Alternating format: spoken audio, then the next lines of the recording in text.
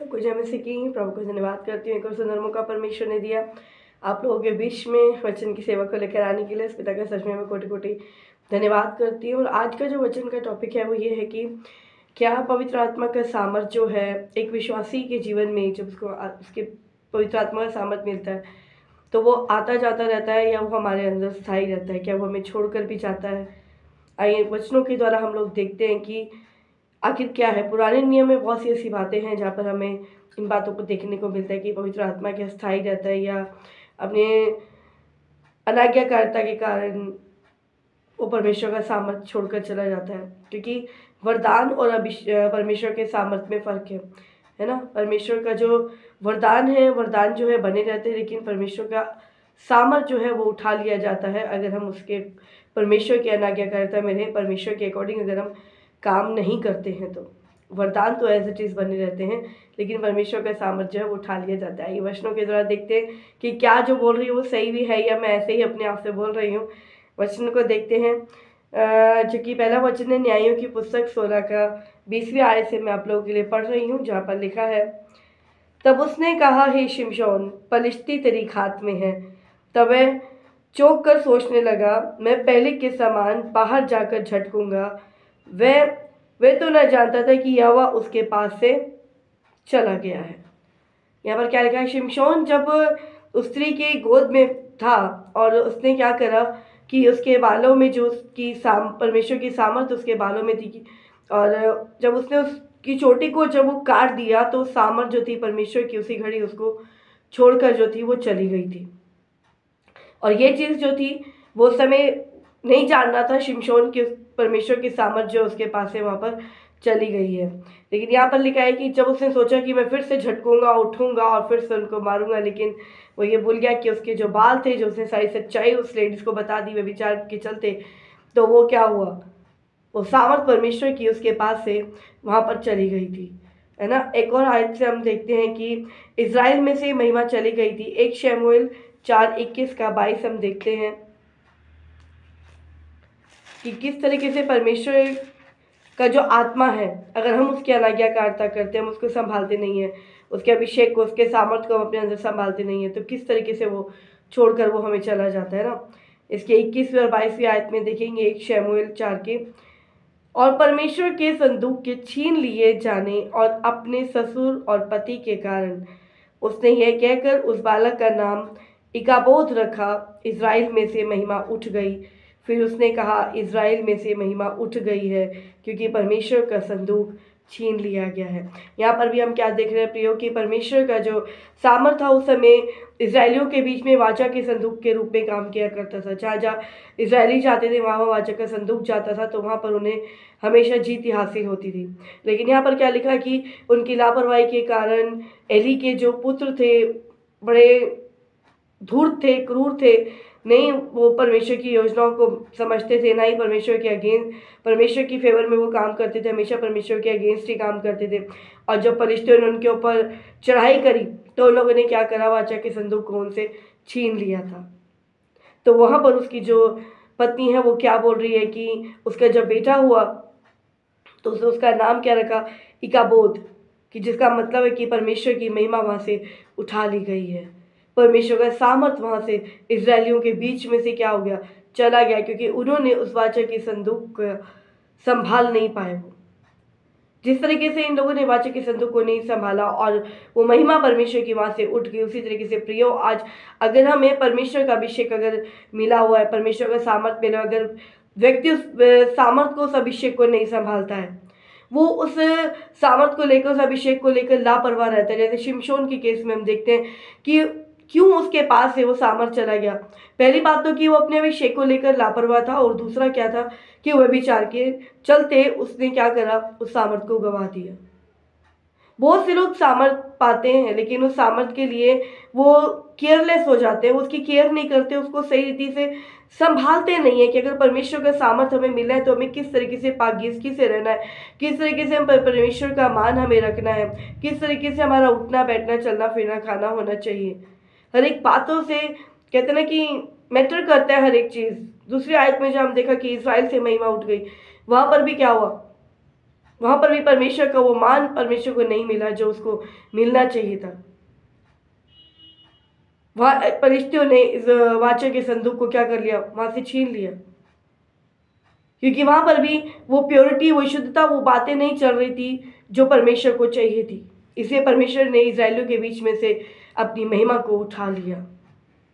आज अगर हम अपने अभिषेक को लेकर अगर हम लापरवाह हो जाए कि हमें तो अभिषेक मिल गया, हम प्रार्थना कर रहे हैं, प्रभु प्रार्थनाओं का उत्तर तुरंत था और आमीन में दे रहा है, तो हम बिना सोचे समझे कहीं पर भी आए, बिना सोचे समझे कहीं पर भी जाएं, किसी के साथ बैठे, किसी के साथ कुछ भी करें, तो ये क्या है, ये एक लापरवाही ही हो जाती है, जिसके कारण फिर अभिषेक चला जाता है। क्योंकि शुरू में जब हम प्रभु में आते हैं तो बड़ी हर एक चीज़ को संजीदगी से हम लोग लेते हैं। जैसे धीरे धीरे समय बीतता है वैसे वैसे कई लोग तो ज़्यादा और भी ज़्यादा कॉन्शियस हो जाते हैं, लेकिन बहुत से ज़्यादा केयरलेस हो जाते हैं।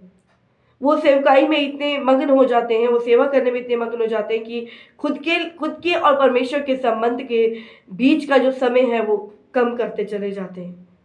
वो लापरवाहियाँ जो है बरतनी शुरू कर देते हैं, जिसके चलते छोटे छोटे अनाज्ञाकारिता होनी शुरू होती है। जैसे शाऊल के जीवन में हम लोग देखते हैं कि यहोवा का आत्मा शाऊल पर से भी उठ गया था, जो कि 1 शमूएल 16 के 14 में हम लोग पढ़ते हैं।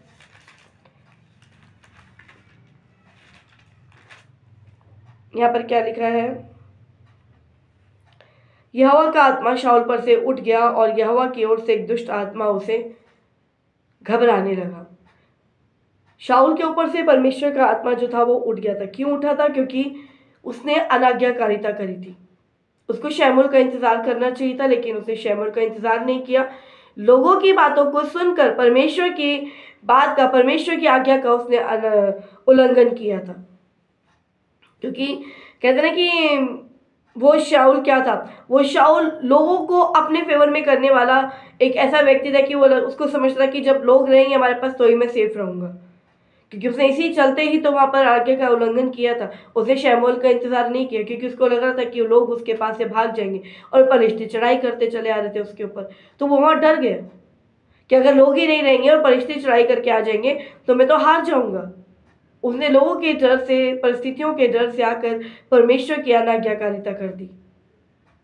वहाँ पर क्या हुआ, फिर परमेश्वर का आत्मा उसके ऊपर से उठा लिया गया था। फिर दूसरा, कब वो ऐसी ये चीज़ हुई कि जब दाऊद और शाऊल जब युद्ध करने के लिए जाते हैं और स्त्रियां नाचती हुई गाती हैं कि शाऊल ने तो हज़ारों को मारा लेकिन दाऊद ने लाखों को मारा, तो उसके अंदर केन की दुष्ट आत्मा, जलन की दुष्ट आत्मा जो थी उसके अंदर काम करने लगी।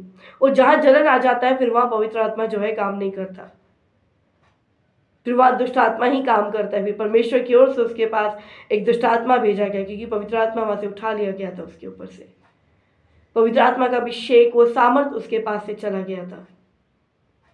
क्योंकि प्रियो, अगर हम अभिषेक को लेकर लापरवाही करते हैं या किन्हीं बातों को लेकर हम लोग घमंड में आ जाते हैं, तो घमंड से तो परमेश्वर को वैसे भी घृणा है, जलन से उसको घृणा है। परमेश्वर अपने बंदों को ऐसा चाहता है कि जैसे यीशु जब यहाँ पर आया, पृथ्वी पर आया, तो उसने अपने आप को दीन और नम्र कर दिया, शून्य नहीं कर दिया, खाली कर दिया। उसे किसी बात का घमंड नहीं दिखाया कि मैं स्वर्ग का इकलौता पुत्र हूँ जी, मैं राजा हूँ, मैं ये हूँ। उसका तो जन्म ही चरनी के अंदर हुआ था।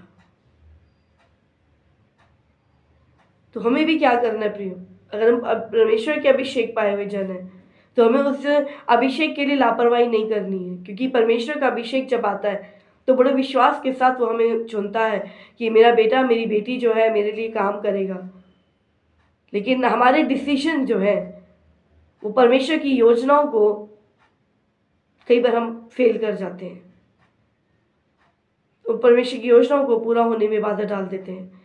क्योंकि परमेश्वर ने हमें रोबोट नहीं बनाया, वो अभिषेक तो देता है। जब हम उसके साथ सटीकता से चलते हैं, खराई से चलते हैं, उसमें बढ़ते रहते हैं, तो परमेश्वर अपने अभिषेकों को देता है, परमेश्वर अपने अभिषेक को उतारता है उस विश्वासी जन के ऊपर।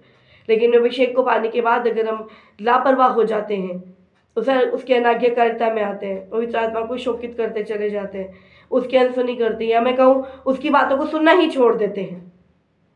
हमें कहीं जाना है, हम पूछते नहीं, हमें कुछ करना है, हम पूछते नहीं हैं। सिर्फ अपनी मनमर्जी, लोगों का डर, इन सब बातों को लेकर अगर हम अपने जीवन को चलाते हैं तो फिर वो अभिषेक रहता नहीं है। वो अभिषेक नहीं रहता, वो अभिषेक उठा लिया जाता है। जैसे यहाँ पर हमने 3 एग्जाम्पल्स को यहाँ पर हमने आज देखा कि किस तरीके से शाऊल के ऊपर से वो जो था पवित्र आत्मा उठा लिया गया और दुष्ट आत्मा को वहाँ पर भेजा गया, है ना। और दूसरा वहाँ पर देखा कि इजरायलियों के बीच में से परमेश्वर की महिमा वाचक के संदूक के रूप में वहाँ से फरिश्तों के द्वारा वहाँ से जब इजराइल से वाचक का संदूक चला गया तो परमेश्वर की महिमा भी वहाँ से चली गई थी, वहाँ से चली गई थी।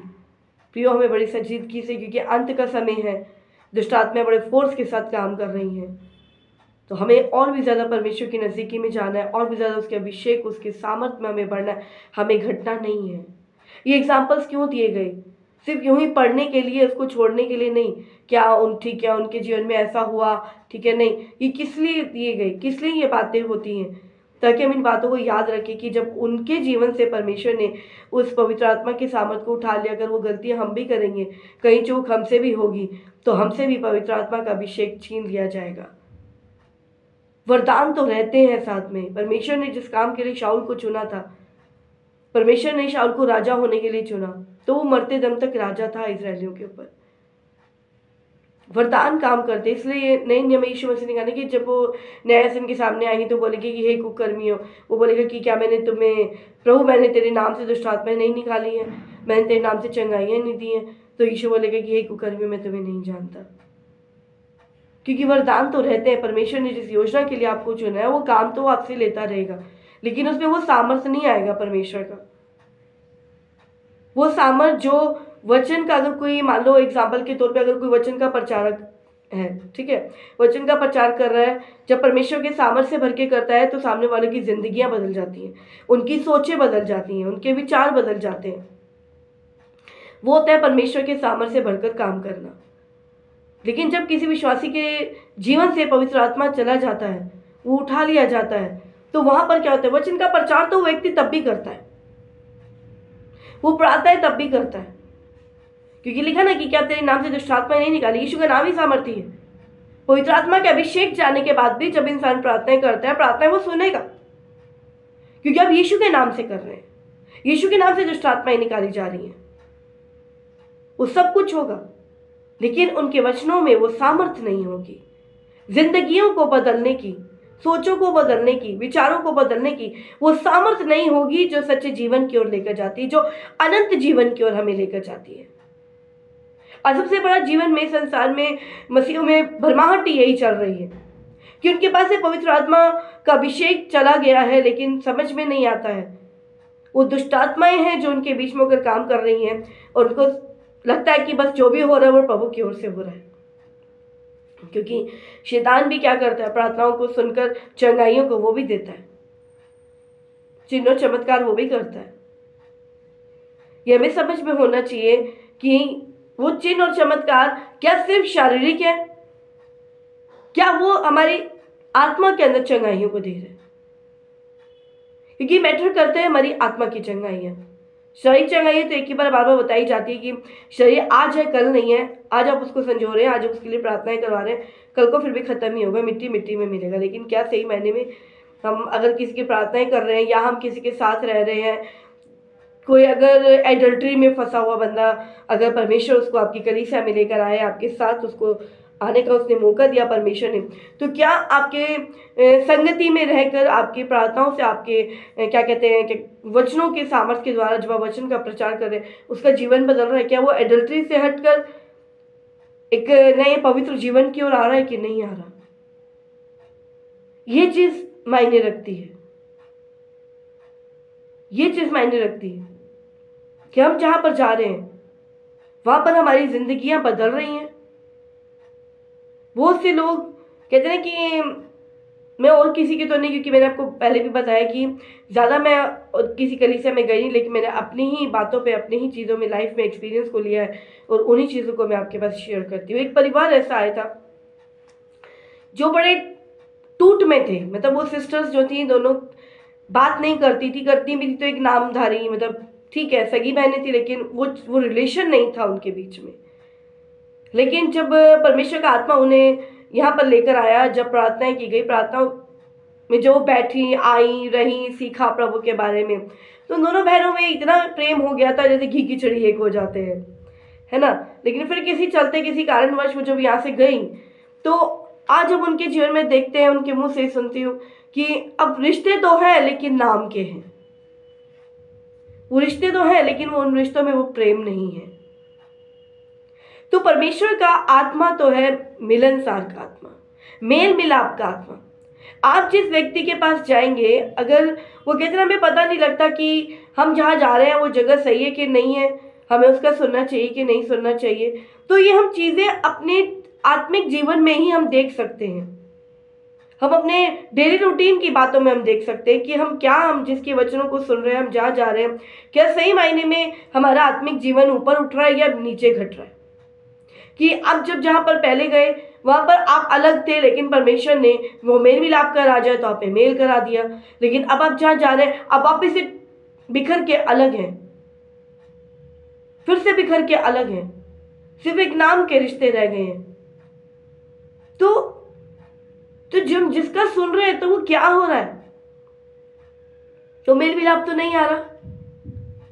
परमेश्वर तो मेल मिलाप कर आ जाए। अगर यहाँ ऐसी चीजें हो रही हैं तो हमें समझ जाना चाहिए, हमें अलर्ट हो जाना चाहिए कि हमें किस ओर जाना है और किस ओर नहीं जाना है। क्योंकि सचिन क्लाइव जी की भी जो बुक पढ़ रही थी पवित्र आत्मा के रहस्य के ऊपर, उन्होंने भी अपनी गवाही को शेयर किया था कि सेवकाई करते करते कुछ उनको कहते हैं कि प्रेशर आया और उन्होंने सोचा कि अब कुछ दिन मैं रेस्ट लूंगा और लोगों के प्रचारों को मैं सुनूंगा, मैं प्रचार नहीं करूंगा कुछ दिन के लिए, कुछ दिन मैं परमेश्वर की सामर्थ को मैं बटोरूंगा। तो उन्होंने क्या किया, जब अलग अलग कलीसिया में जाने लगे प्रचार को सुनने के लिए, तो उनको कोई भी ऐसा शख्स नहीं मिला जो सही रीति से प्रचार करे। तो वो उनकी आत्मा क्या हुई, वो ठंडी ठंडी ठंडी ठंडी ठंडी होती चली गई। जो चीज़ मिलनी चाहिए थी पवित्र आत्मा को, पवित्र आत्मा की आग से भरा हुआ एक वचन कि आपको वो ऊपर उठा दे, आपको पवित्र आत्मा में चलना सिखा दे, ऐसे वचन हमें चाहिए होते हैं कि वो पवित्र आत्मा की आग हमारे अंदर लगा दे। अगर कहीं हम ठंडे भी हो रहे हो तो वचन के द्वारा, वचन की सामर्थ के द्वारा हम लोग ऊपर उठाए जाए। लेकिन वहाँ जहाँ गए वो लोग, तो कुछ समय तक वो सुन रहे सोच रहे कि शायद आज आज आज आज आज कुछ अच्छा मिलेगा, कुछ होगा। करते करते शायद आई थिंक 15-20 दिन उनको हो गए थे करते करते। लेकिन उन्होंने जब उनकी बारी यही वचन का प्रचार करने की, तो उनके अंदर से उन्होंने उस सामर्थ को कम होते हुए देखा। वो वचन बोल रहे हैं लेकिन वो बोल नहीं पा रहे, वो प्रकाशन उनको नहीं मिल पा रहा, वो चीज़ नहीं आ रही थी जो उनके वचनों में पहले हुआ करती थी।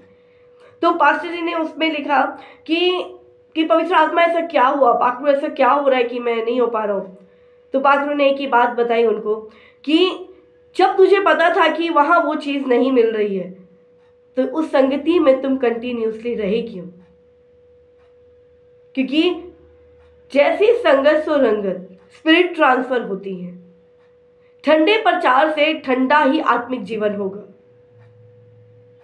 ठंडा प्रचार मीन्स कि बस आपको आशीषों के बारे में बताते रहेंगे, बस आशीषें मिलेंगी, ये होगा वो होगा, कोई खराई की शिक्षा नहीं है, कोई कुछ नहीं कि आपको क्या करना है क्या नहीं करना है, कैसे आपको प्रभु में आगे बढ़ना है। प्रचार में हमें होना चाहिए कि परमेश्वर का सामर्थ्य ऐसा हो कि लोग सुने तो उनकी जिंदगियां कहते हैं कि बदलते चली जाए। यीशु मसीह ने जब वो चुंगी लेने वाले को जब रास्ते में जा रहे थे, उससे बात कर रहे थे, तो बात करते करते भी उसने उद्धार को पा लिया था, उद्धार को पा लिया था उसने। तो प्रियो, हमें जैसे जैसे दिन समय बढ़ता है, अंत समय नजदीक आ रहा है, हमें परमेश्वर के सामर्थ्य में और अधिकाई से बढ़ना है, हमें और उसके आग में बढ़ना है। क्योंकि जब चरवाहे आग से भरे होंगे तो भेड़े भी आग से भरी रहेंगी, है ना। तो और हर एक जन के लिए, चाहे चरवाहा हो चाहे भेड़े हो, सभी को अपने लिए प्रार्थनाएं करनी है। इस चीज़ के ऊपर हमें फोकस करना है कि कहीं हम ऐसा तो नहीं है कि परमेश्वर का वो जो पवित्र आत्मा का अभिषेक है वो हमें छोड़कर चला तो नहीं गया। कहीं कोई ऐसी अनाज्ञाकारिता तो नहीं हुई है कि हम सिर्फ प्रार्थनाएं तो करें, लोग चंगे तो हो रहे हैं, लेकिन क्या लोगों के जीवन बदल रहे हैं? नोटिस करें इस चीज़ को। अगर जीवन बदल रहे हैं तो दी बेस्ट, बहुत अच्छा है, प्रभु आपको आशीष दे और दिखाई से आपको बढ़ाए। अगर कहीं आप प्रार्थना करें, आपकी संगति में कोई है और वो एडल्ट्री में अगर आए तो एडल्ट्री से छूट नहीं पा रहा, उसकी सोच नहीं बदल रही, उसके मन में ऐसी कोई भावना ही नहीं आ रही है कि नहीं ये चीज़ गलत है, मुझे इससे आज़ाद होना है, आप मेरे लिए प्रार्थना करें, आप मुझे बताएं कि मुझे क्या करना है। तो वहाँ थोड़ा सा डाउट आ जाता है। तो वहाँ हमें ज़रूरत है उन चीज़ों को देखने के लिए, बैक जाने के लिए, परमेश्वर के साथ और ज़्यादा समय बिताने के लिए, और बाकी से बात करने के लिए, उससे पूछने के लिए कहीं कुछ ऐसा तो नहीं कि कहीं ठंडापन तो नहीं आ गया, है ना। ये बातें, एग्जाम्पल्स क्यों परमेश्वर ने दिया, ताकि हम लोग सीखें कि उनसे उठ गया था तो लापरवाही के कारण वो हमसे भी उठा लिया जा सकता है, वो हमसे भी उठा लिया जा सकता है। तो हमें बड़े सतर्कता के साथ अपने इस विश्वासी जीवन को, सेवकाई को हमें कहते ना कि करना है। मुंह देखा व्यवहार ना करें किसी के, कि जो जैसा दिखा उसके साथ वैसा व्यवहार करना है। जैसा परमेश्वर का आत्मा कहता है वैसे हमें करना है ना। अब परमेश्वर के अकॉर्डिंग चलेंगे तो परमेश्वर अपने सामर्थ, अपनी आग से वो डे बाय डे क्या करता है, वो बढ़ाता चला जाता है।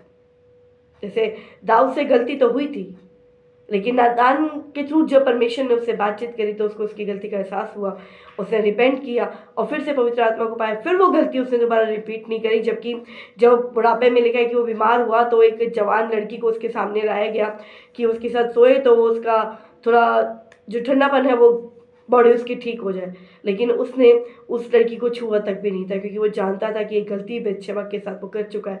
पवित्र आत्मा के अभिषेक को बड़ा सीरियस लेकर वो चलता था। तो बढ़ते दम तक परमेश्वर का अभिषेक, उसका सामर्थ उसके साथ ही बना रहा।